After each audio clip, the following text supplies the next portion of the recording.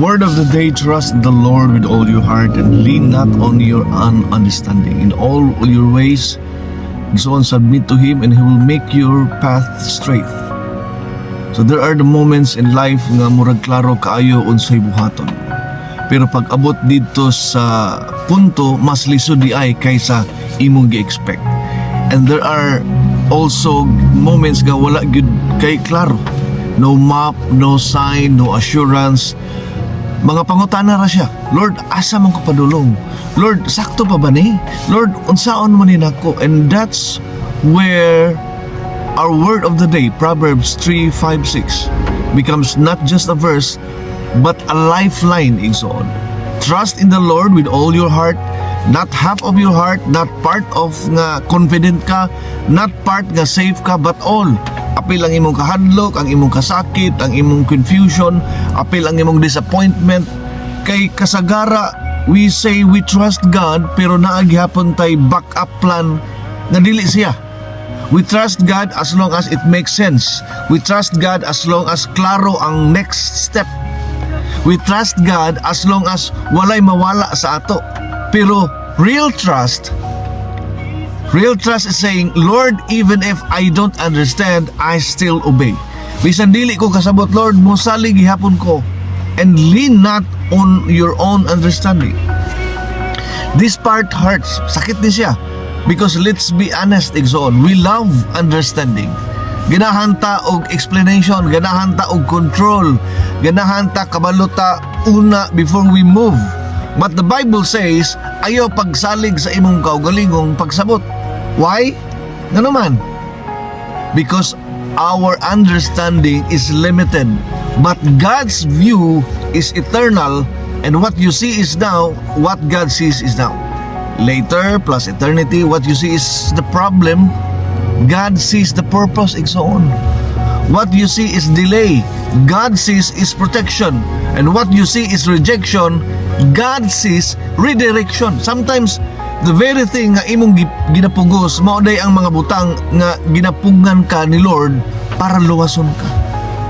Pero dili ta kabalo ana, in the moment mao nang lisod ang verse, kay it ask you to walk by faith, not by clarity. In all your ways, submit to Him. In all your ways, not just spiritual ways, not just Sunday ways, not just when life is good, but in your career decisions, in your relationships, in your finances, in your plans, sa imo mga damgo tinguha, in your heartbreaks, in your waiting. Submission is not weakness. Submission is saying, Lord, you know better than me.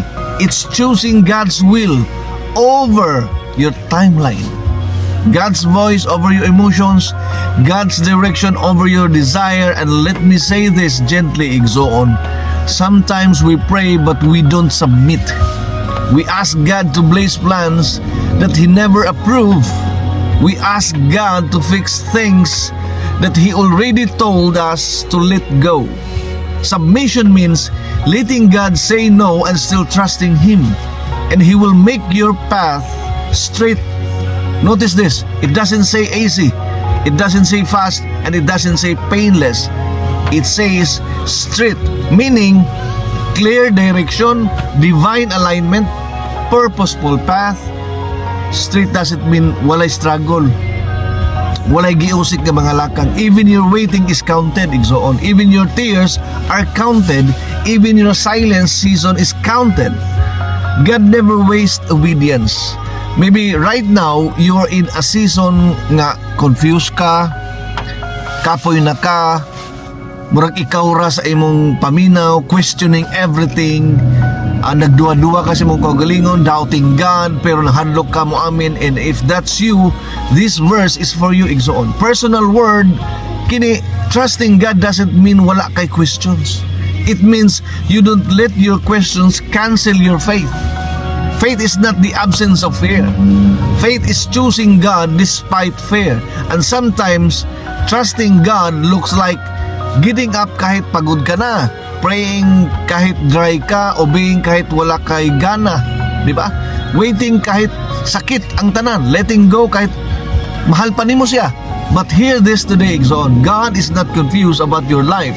God is not late in your story. God is not blind to your pain.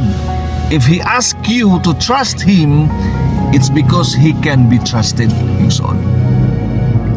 Laing adlaw, laing pagkinabuhi. May adlaw, Exxon.